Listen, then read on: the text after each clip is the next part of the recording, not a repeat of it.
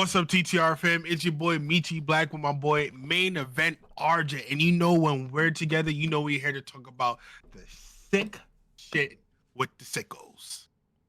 I fucked that all up, but we're gonna continue. Yeah, it wasn't So not as bad as the first time. it wasn't bad the first time? Fuck it. So how you doing, RJ? Talk to me. How's your feelings about, Dynamite? It was a decent enough Dynamite. It was it wasn't too poorly paced, and it was it had Kenny Omega on this show, so I mean Yeah.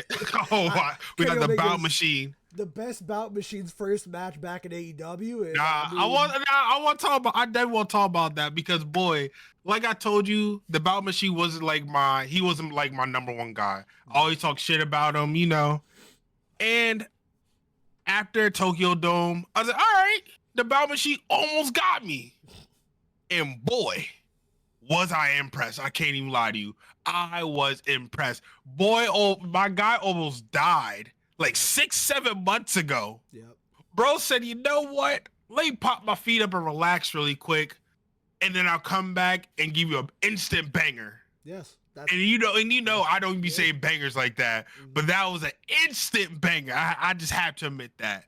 But I want to say, watching Dynamite for the second week in a row on HBO Max and everything, and it was okay, And they didn't have the intro. I can't think of the name of it, but they didn't play the intro this week either. The Elton John song? Because that's for Collision. No, there was another one. There's another one for Dynamite. Oh, you don't know it? I'm shocked. I don't remember what it was. I'm not going to lie to you. Oh, my God. It's terrible. I have to go back to the other week and rewatch it because I don't remember what the song was. Oh, jeez. Never mind. Then my bad. When I click on AEW, I'm trying to hear It's Wednesday. If I see anything before that, I'm not paying attention. That's crazy. I'm not paying attention. Such a fake fan. Such a fake fan. Yeah. But let's really get into it, my boy. So let's talk about it. We had our boy Kenny Omega Ospreay versus Takeshita and Fletcher. The story buildup is finally happening. We are finally getting the team that we always wanted, bro. I said it last week. That match is gonna bang, and that segment after the end of that Brian Cage Kenny Omega match just proved me right. Because hold on. Oh no, go ahead. I mean, like, the match was already pretty good, but then you had Takeshita, Ospreay, Kenny Omega, and Fletcher all in the same ring. Pretty good. Yeah. Like, we're not going to skate past it. Pretty good. Pretty average Kenny Omega match, to be honest with you. Yeah, just giving the roster their best match of the year is like early. That's just something Kenny Omega likes to do. So I guess Brian Cage had nothing to do with it. Oh no, I'm not saying Brian Cage had nothing to do with it. I'm just saying this was a great showing for Brian Cage with one of the best, if not the best, professional wrestler on the planet. I mean, that's just what but the fact that you call this effect. No, that's cool. But the fact you call that the match average, Brian Cage was carrying his weight. I'm not saying he's gonna carry Kenny. I'm not saying that. I'm not saying that. But I'm just saying for what Brian had to carry his weight to match the intensity and everything. Kenny, bro, we have to applaud Brian and put the strap around my guy. Okay. We have to. Okay, we'll go back to that. But I said it's an average Kenny match, and Kenny's average is a 5-star rating. So, I mean, like, oh my God. I'm just saying, that is what I'm saying. But hold on, I want to ask you a quick question. Before we get that, I want to ask you a quick question. Okay. Do you really care about the star ratings? I never asked you, but I want to know. Not really, but like it is a good indicator, especially it depends on where you get your star ratings from, because if you listen to Dave Meltzer and you know how he is, you can't really listen to his stuff because he's so biased when it comes to stuff. Yeah. Have you seen how he rates women's matches? Where they'll be better than the men's matches that he gives 5 stars, but he'll give them 4.5 or whatever. And I'm like, sometimes a 2. Like, what? Like, come on, bro. But like, if I see like 5 different places give a 4-star or 5-star rating, it's more like, okay, I know what I'm getting into when I go into it. It's not necessarily like I'm going to be like, this has to be a 5-star because Dave Meltzer said it's a 5-star. But if I see that and I'm like, okay, he gave it a 5-star, they gave it a 5-star, I'm expecting 5-star quality. And usually with like the average of everybody together, it's like, I'm about that range. But it's never really like, oh, dude, I gotta see what Dave Meltzer said about this match. Like, no, that's cool. I just wanted to ask because I see it all the time. Yeah. But I always, But, plus my star ratings are different than others because like for me, a 3-star rating is like an average match, like where it's like it's watchable. There's some spots I enjoyed, but nothing that I'm gonna go back to rewatch. Yeah. But other people 3-star matches like, oh, that was a trash match, and I'm like, I don't think so. But like, but that's definitely how mine are, and that's why I look at them as a whole rather than like looking for specific star ratings. Because it's I got you. But I'm going into your question now because you asked what strap to put on my boy Brian. Yeah, what belt are you giving Brian Cage? The TNT one, right? Because no, you want the world's title on Brian put Cage? put the world strap around my boy Cage. Okay. Bro has been showing his ass off for months, bro. Months. I mean, yeah, I guess. I wouldn't. Like he's surpassed DG at this point, bro. Put the strap on him. Give him a 3-month reign. Put the strap on him and put him in the story with Kenny Swerve. There's some history there between Swerve and Cage. You could do that. See? Yeah, I don't know. I don't think that's gonna happen because if there was gonna be a Swerve, it would have been this episode. We'll get to that. We'll get to that, but I don't think that's. I mean, maybe. No, I don't see it. I'd have to see them actively push him in a world title picture to see it. But I mean, he's not a bad wrestler, so he doesn't really have like. Oh yeah, no. It's not like he needs more reps to look good. He just looks good. So I mean, I don't see it. Maybe. But we're talking about. Hold on, we gotta talk about the Billy Goat. Hot take. I think he's going to turn heel. I say this is going to be the time he's going to turn heel. He's going to turn on Kenny. Calling it right now.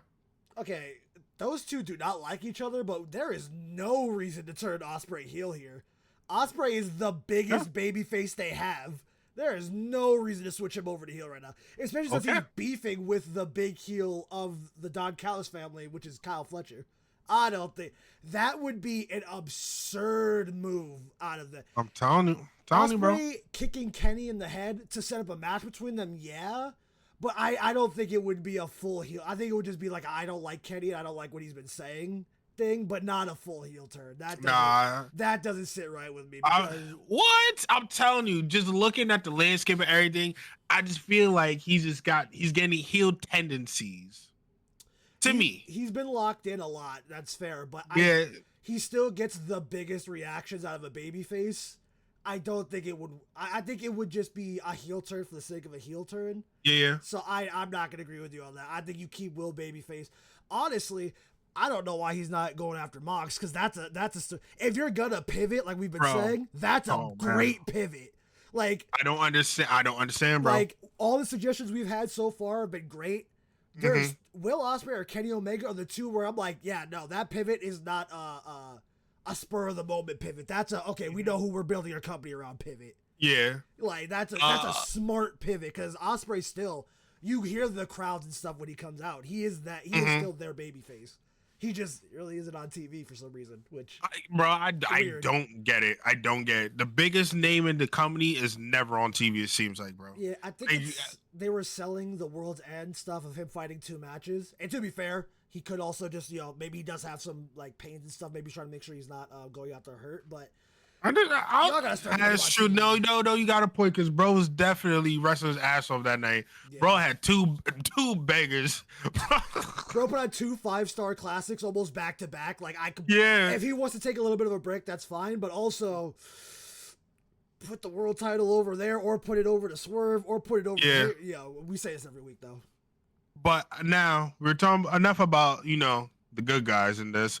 We gotta talk about Takeshita and Fletcher. I'm gonna be completely honest with you. I don't really like how everything's coming about because it seems like all they do is swooping people. Like they're not saying anything. Like all we know is Kyle Fletcher and Will's beefing, which is cool. Like I get that, you know what I mean. But then you got Takeshita where's the beef in the story? Like they didn't really interact with each other besides swooping them. Takeshita and Kenny have been rivals before. Takeshita turned down Kenny to stay with the Don Callis family back before his stomach issues. So, but now, bro, yeah. I'm hit you with this though. Takeshita being the only guy to pin Kenny twice within the same week. So that's kind of where their story is. That is great, but bro, I'm gonna be completely honest with you. How am I supposed to know that with nothing?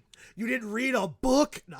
Yeah, like I'm being honest, so you know what I mean? Like how am I supposed to know that? And there was never no like flashback, no vignette, no nothing. We got absolutely nothing on why these teams are beefing.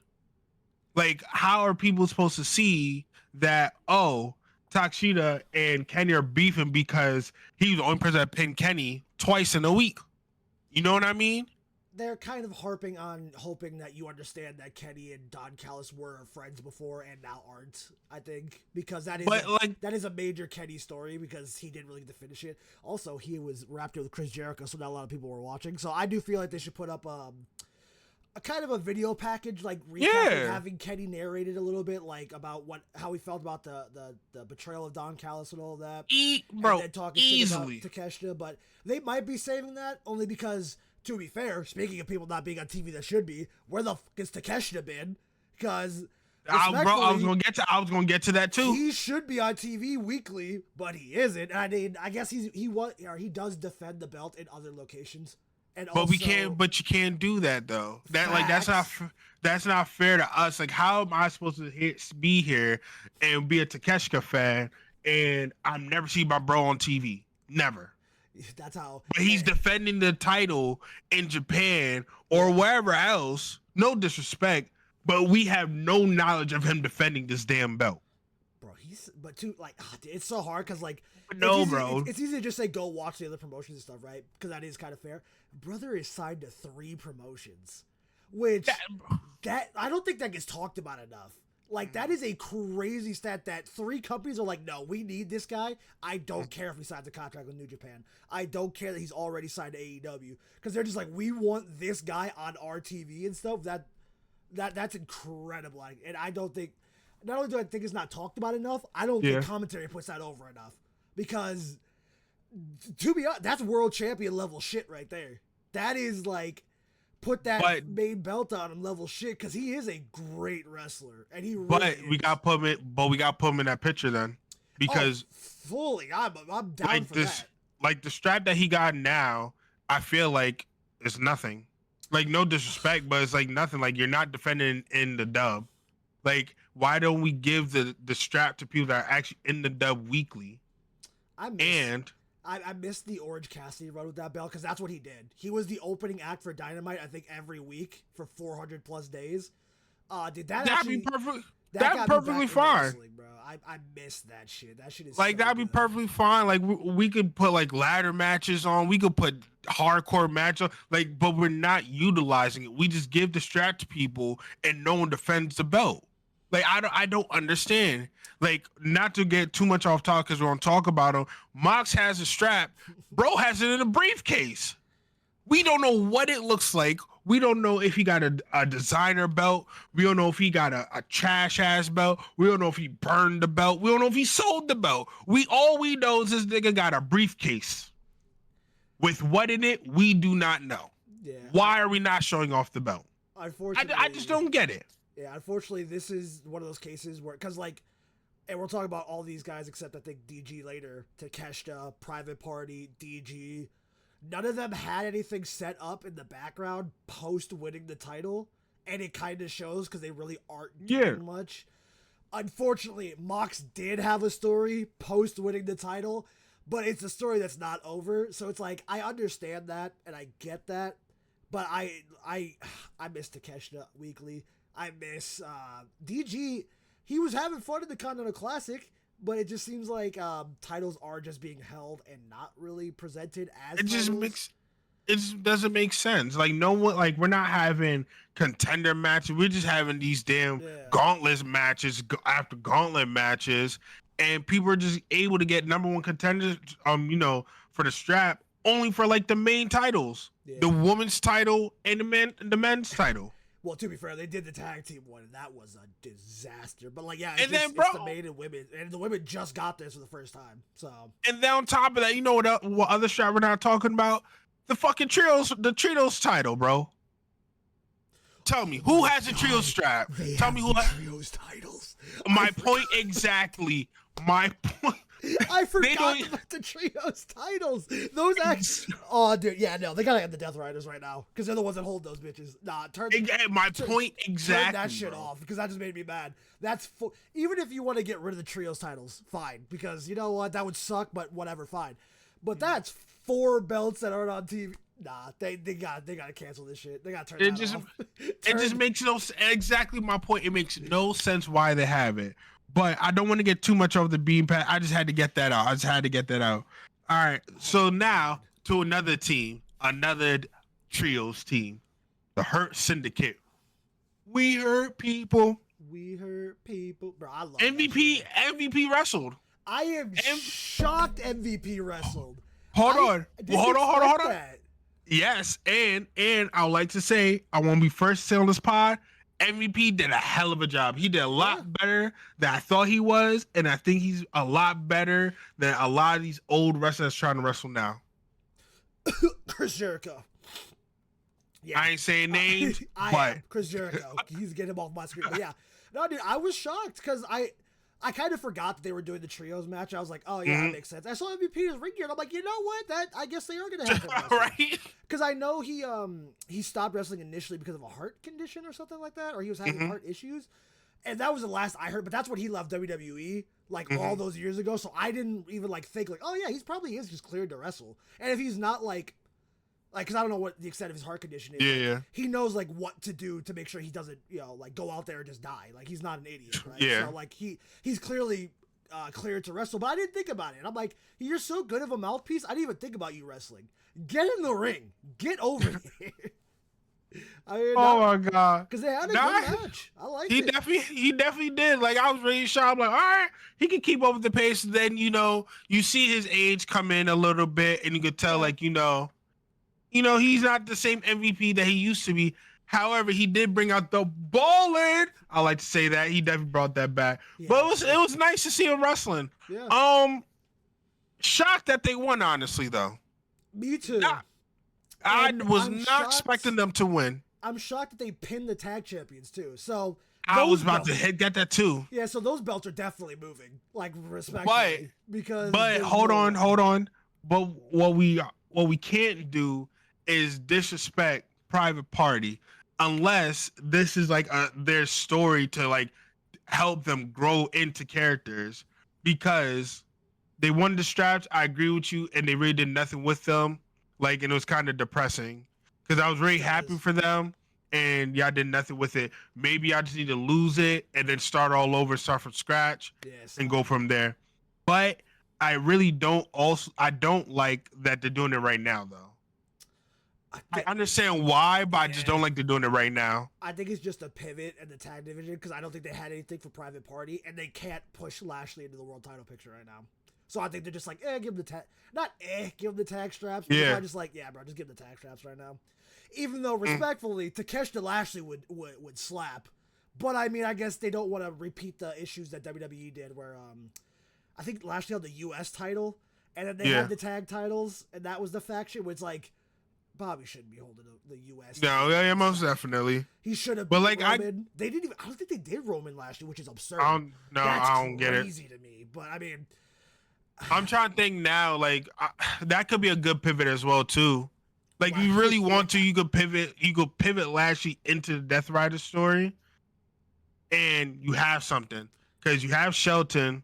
We have MVP. We have something. Yeah, my problem is there's so many contenders where a pivot makes sense, and that's why it makes me mad. Because like, I'm not gonna say all their names again because I say them every week. But those like 7 or 8 guys could literally come into the ring, hit one move, and beat Moxley, and I don't think anybody would question it. Because one, the story isn't resonating with people, so like no one's gonna be like, "Oh no, the Death Rider story's over." But also on the other side, it's just like, "Oh well, that person is a world champion level talent, so who cares?" Because I'll be dead honest with you.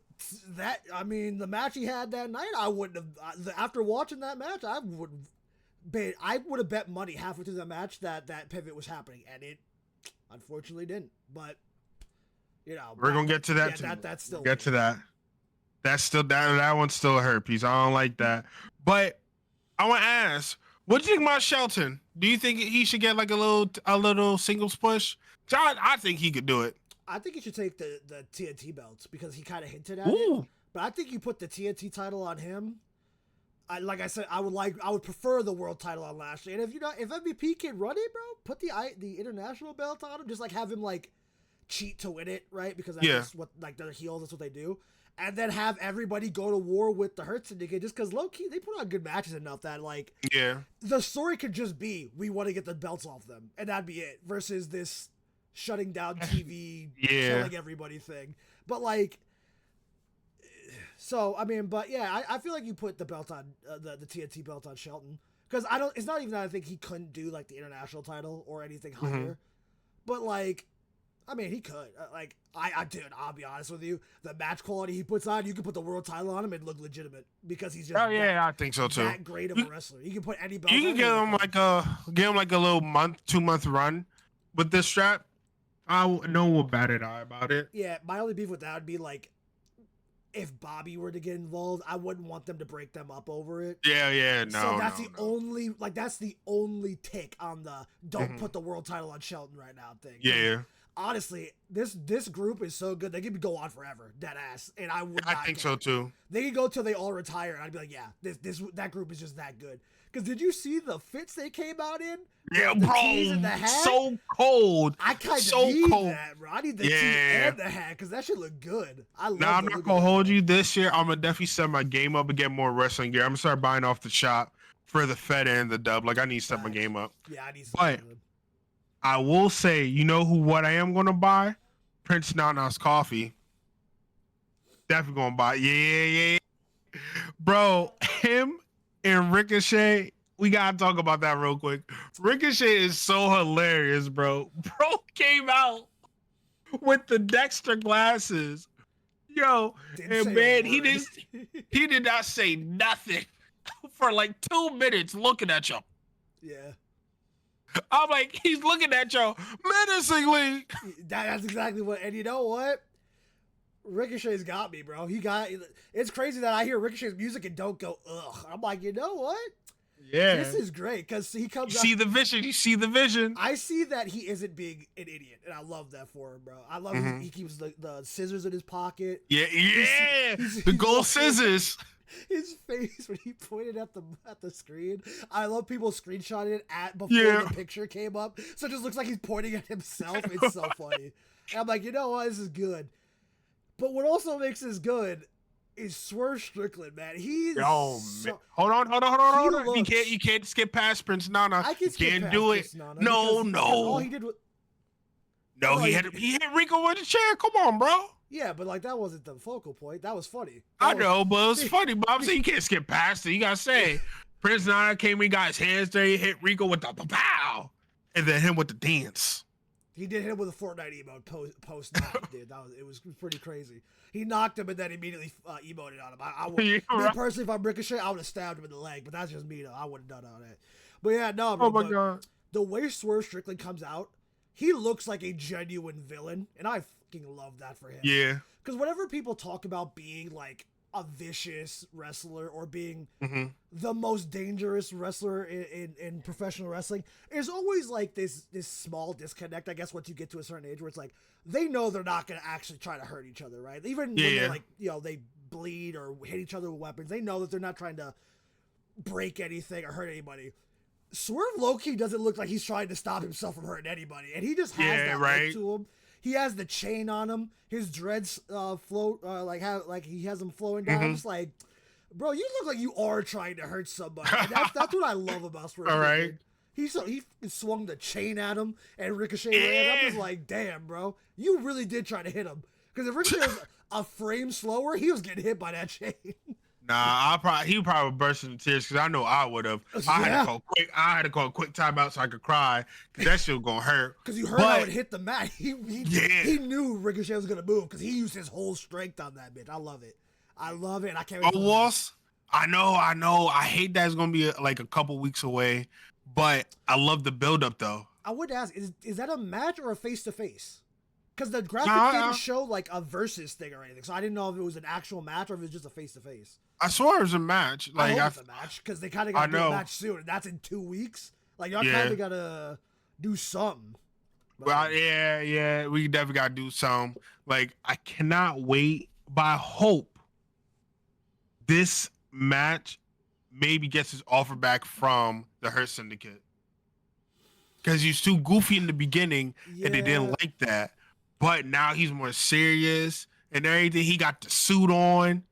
I feel like he's trying to call MVP back. You're like, come here, bro. I'm trying to speak to you really quick. I mean, I'm gonna be dead honest. I don't think you muddy up the stories and stuff with Ricochet right now. I kind of think you just stick to this and see what happens first. Mm-hmm. But low key, Ricochet could do this exact gimmick to like 80% of the roster and get away with it. I don't know if you want to put him in a Hurt Syndicate situation right now, which is a complete 180 to what I was before World's End, which was don't ruin my Hurt Syndicate with this. Now I'm like, I like these things too much for them to be intertwined right now.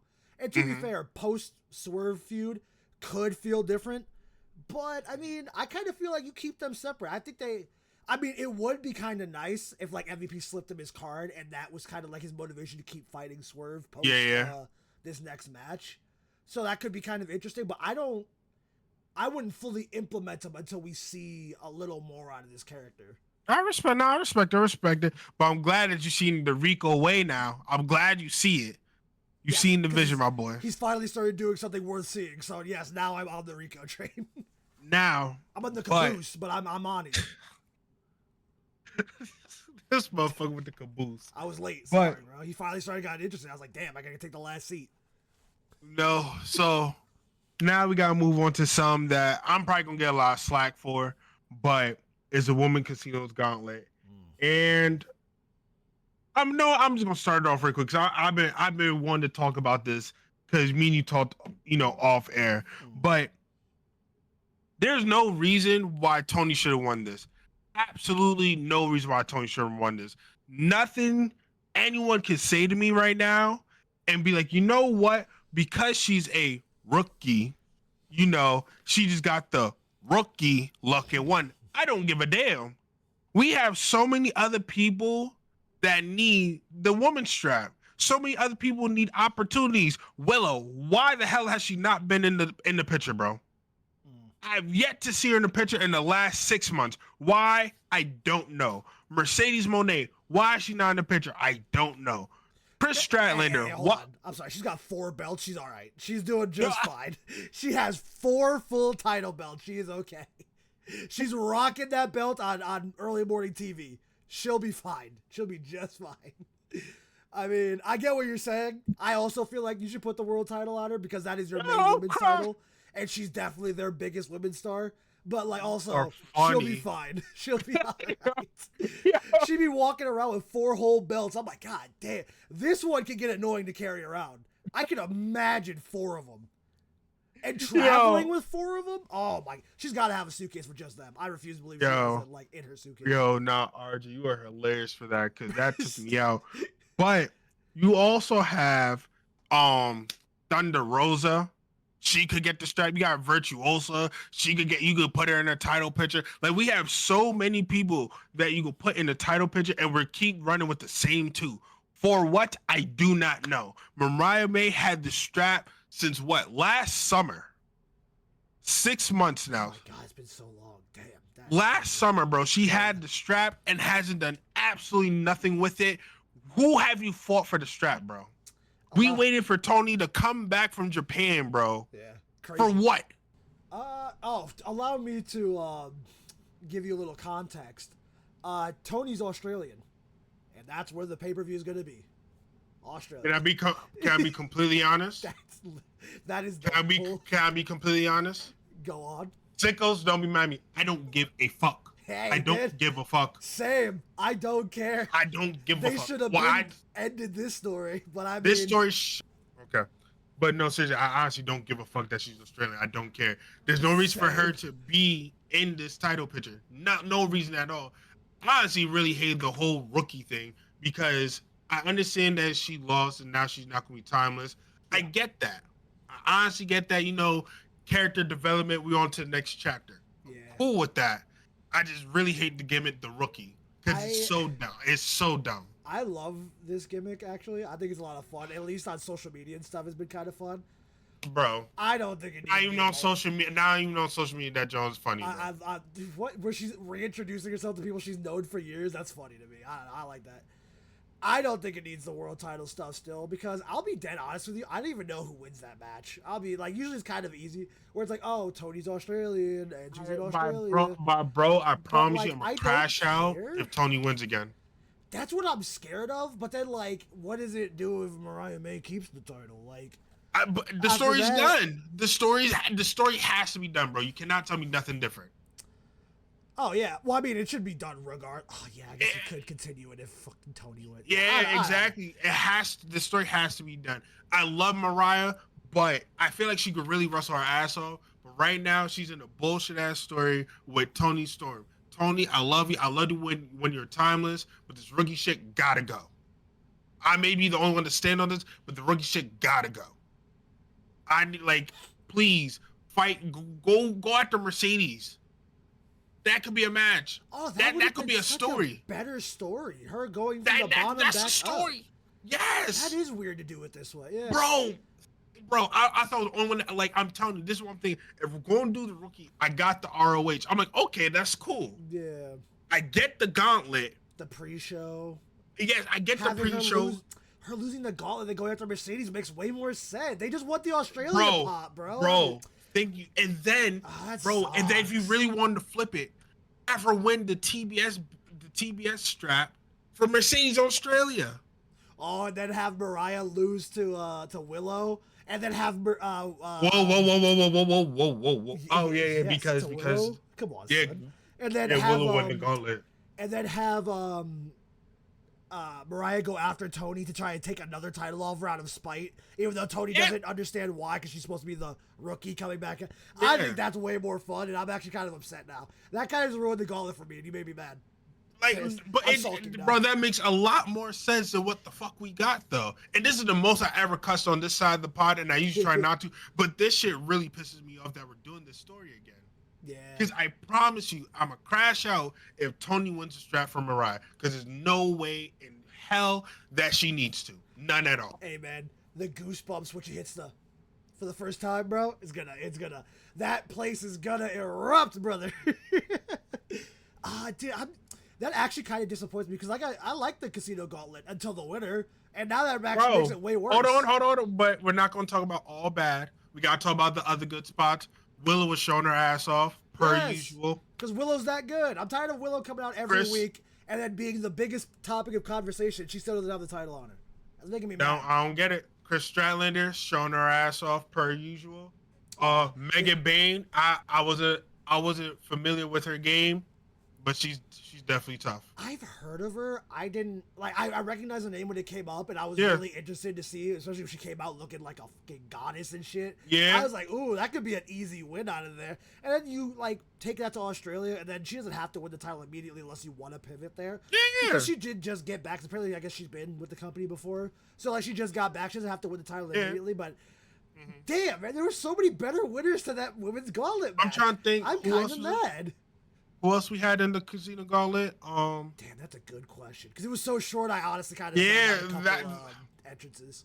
I really can't think of it. But, I'm also upset that the Casino Gauntlet was that short, though. It was very short.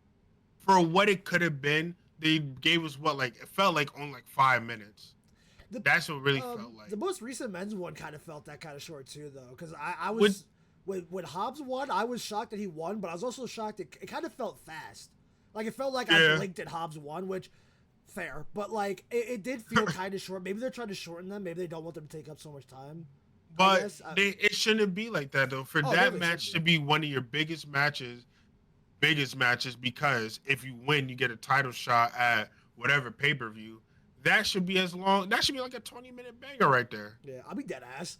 It could be its own pay-per-view. I like that they're not doing it. Like, they're not trying to make, like, this their Royal Rumble or anything. But Yeah. I like that they sprinkle these in every once in a while. They're probably my best, or not my best, my favorite wrestling stipulation right now.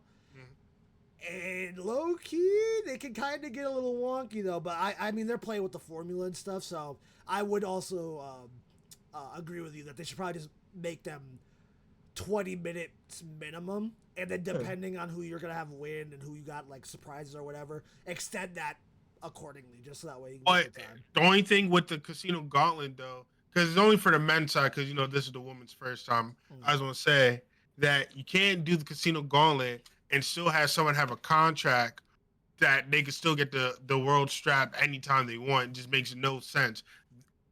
Father should have got rid of the contract already. Yeah.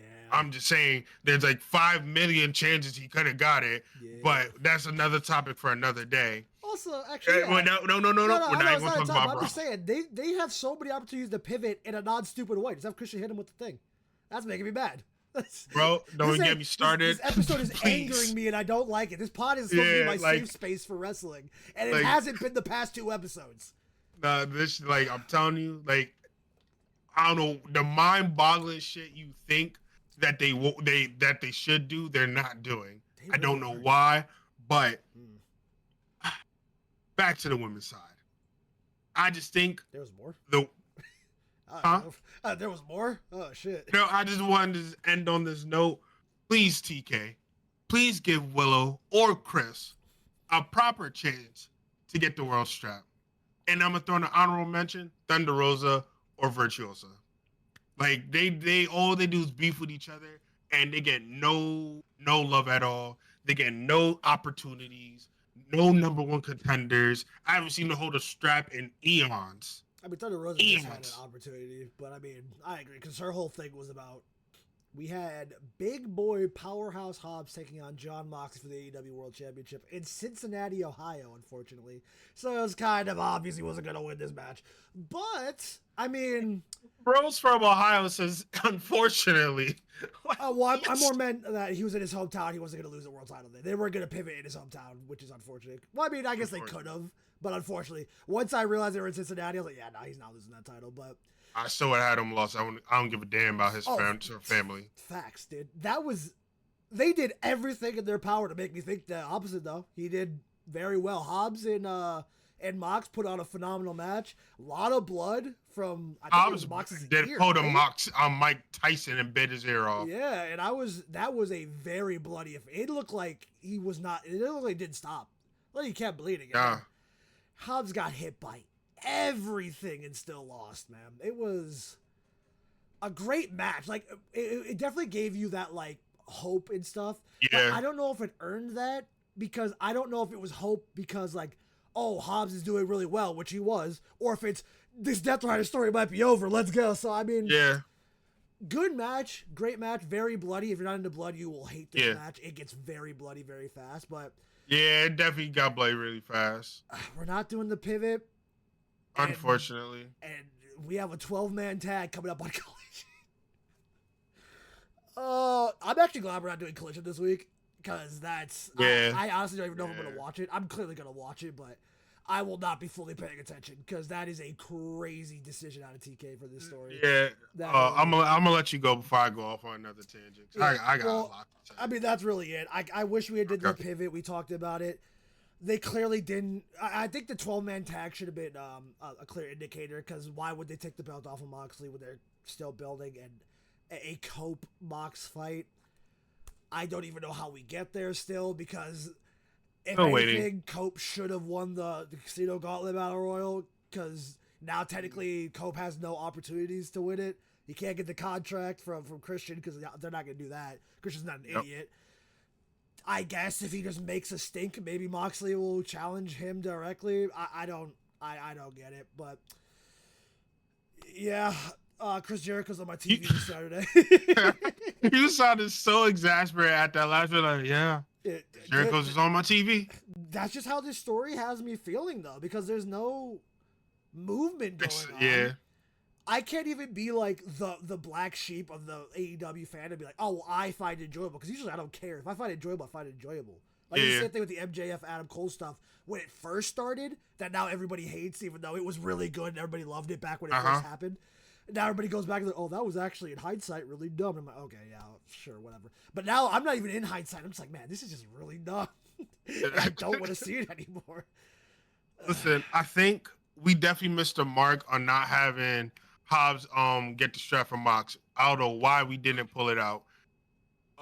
We gotta pivot. Like, we really have to pivot from this goddamn story. Mox, love you, bro, but right now we gotta figure out what we're gonna do here, because us waiting for Darby climb this goddamn mountain is for the birds. We cannot have Mox hold the strap for Darby to climb this mountain. It's going to take about like 3 months. That is disgusting, by the way. That they clearly had a vision for Darby. They clearly let it go off. That we talked about it last week. So I know more about it. Go watch last week's. But yes, please. I still can't believe. If you told me he was injured or just taking vacation, fine. I've been cool. All right, cool. I'll shut the fuck up. Yeah, him doing this Everest shit is like, damn, bro. Really? Now is your time to do this? That's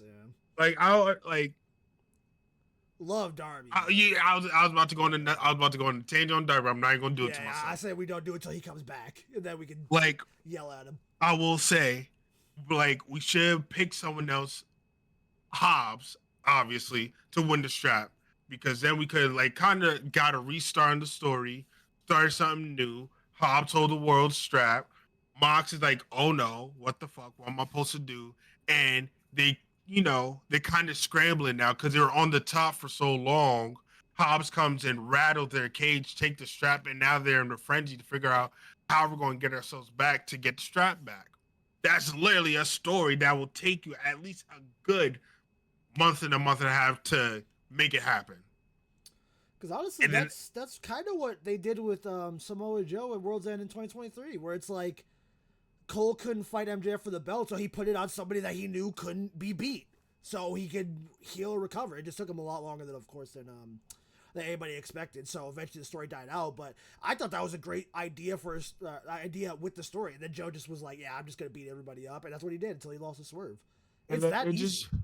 It just makes no sense why we're just not pivoting. I want to know what TK is seeing in this that he doesn't want to pivot from it. Like, what is the end goal? Like, I'm not seeing it. I'm trying to be positive, but I can't be positive when the story is dying. I know that this was signed off by because I know Mox was into it, Danielson was into it. He's very heavily behind the backstage stuff. I know, I bet you anything that they're just kind of well, we don't know what to do now if we don't have the Death Rider story. But then it's just you are known as we're the best wrestle. Just put it on a good, on a really good wrestler and just let them wrestle matches. Because it's the same thing with Private Party, right? Where it's we didn't have a player Private Party, but we wanted that feel-good moment of them winning the title. It's all right, cool. Then just have them wrestle matches. There doesn't have to be a deep underlying story here. And don't give them no bullshit either and make it squash matches. Yeah, and AEW is not known for their crazy good stories. They do have some phenomenal storytelling, but sometimes you gotta let those stories just naturally progress. And if you have to just put on great wrestling matches, it's okay. It's really not that big of a deal. And the Death Rider stuff really does have a cool idea. Maybe it was just a little too fast. Maybe because of course, you could have predicted certain injuries, but also you knew Darby was going to go away for this. So when you really want him to be his protagonist, well, maybe then you should have reshuffled this to go past the Mount Everest stuff or something, or have it. Because I know you people that don't like Bryan Danielson. It would suck for him to still be holding the title for you, but it still would have been just oh, Bryan Danielson, one of the best wrestlers in the world. Just have him go put out good match, or hell, even just have him drop it to Swerve again. It doesn't really matter. That's what's frustrating about this. Not to cut you off, Rico. I just want to say, I didn't like Bryan Danielson, as you know, but I would have dealt with his story over what we're getting now. Why? Because he is trying to. If he loses, he's going to retire. Yeah. I would have dealt with it because the matches I was getting out of him were phenomenal. I would have dealt with it, bro, over this nonsense. Yeah, I don't know. I feel like they jumped the gun, and I think so.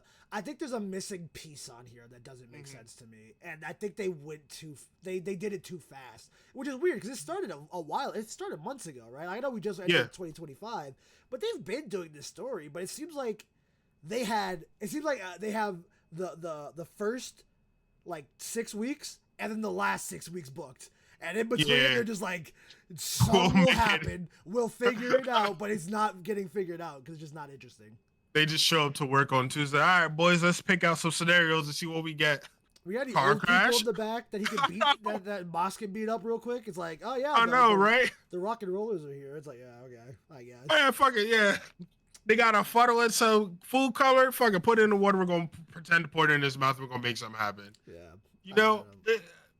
Like, it's so unfortunate, but I hope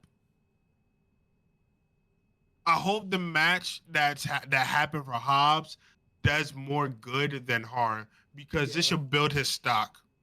And I think it has. I've seen a lot of positive reception of Hobbs even before this match, but a lot of people were very excited that he didn't get pinned and that he got choked out instead, because it does make it look like he literally wouldn't go down until he literally lost air in his lungs. So it's definitely a good way to protect Hobbs and all this, but unless you're gonna RJ, don't piss me off, because I hated the ending. That's how you hated the end. Yeah, you can't just pin a guy. If you pin him, he goes to the back of the line. No, you don't gotta pin him. Yeah, he literally beat him to half to death and then choked him out. That's the way to protect I'm cool with that. Beat his ass outside, let him loose on a counter. We gonna choke him? Yes. Bro's arms are massive. You tell me his arms couldn't get over there and hit him? Have you ever been choked out? Choking out is not a very simple thing to get out of, King. Especially after a 45-minute long match where you're bleeding and he's bleeding, and he was in a 1v6 at one point. He does not have, I don't think anybody on this planet has the endurance to go through a 20-minute long 1v6, get put in a chokehold, and just swing his way out. I don't care who you are. And I know it's wrestling. It's fake. We all know it's scripted. But if we're going to be realistic here, that man was not getting out of that. He was definitely not. Before we ended, we got to talk about the Dark Horse, though, because bro's crazy for doing this. Yuta came out like a ninja, gave that man a smooth kick, bow, and was out of there. He's crazy for that. Go ahead. That Bryan Danielson Yuta match is gonna slap when they start doing each other's moves on each other. He's really just been mini Bryan Danielson ever since they killed him off, and I think that's funny. Flag on the play. Why are we getting a Bryan Danielson? Are you just fantasy booking? Oh no, dude, that's clearly what they want. Because Yuta and Danielson were very close before the plastic bag incident. And then don't piss me off. He's been wearing Bryan Danielson's clothes. He literally the psycho knee that he's been using as a finisher is Danielson's move. The cattle mutilation is the submission move that Bryan Danielson uses the most. Listen, but please don't piss me off and tell me that we're gonna get this man back. We're getting. I said that. What are you talking? He's not retired. He's part time. That's what he said. He said he is no longer full time after he loses the world title. He did not say he's retiring, and he made that very clear. He's at the All In press conference for Texas. He's gonna be there. The GOAT will be back. I don't know what his beef is with Bryan Danielson, chat. I'm not gonna lie to you. Yeah. He has no reason to hate on Bryan Danielson except for the fact that he don't like him. Oh my god! I have never seen like a unwarranted hate out of a man. Miz fan, by the way. Also, just Miz fan, by the way. So actually, you know what? Miz is 20 times better than him. No, the fuck he's not. And I was. We're not gonna argue. We're not gonna argue about it at all because you're wrong. Continue. End this video before I lose it. Oh my god! I'm gonna hit a Basilico knee on the wall. Out of there. Oh my god! All right, TTR fam. As you know, and you made to the end of this video, you gotta get some energy. RJ, what you got today? Dude, damn, yeah, bro, we got the. Yeah, you're so unprepared, chat. It's ridiculous. Yeah. I was too busy doing championship stuff, so I'm sorry. It was, bro. We got that revive, bro. You get it? It just hits you with the FDA approved energy. But how do you get a discount on this? The discount is shoot to win. Shoot the number 2 win. I was gonna say the number shoot, but the word shoot, the number 2, and the word win. Yeah. All right, bro's crazy.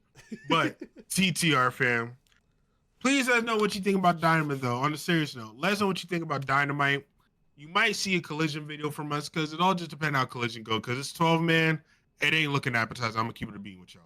It ain't looking appetizing at all. Man, it stinks. Yeah, it just shit stinks. That shit united the IWC on the internet, which is crazy. Everybody came together to tell TK that is dog shit. That's so terrible, bro. But TTR fam, in the words of RJ, we'll see you when we freaking see you.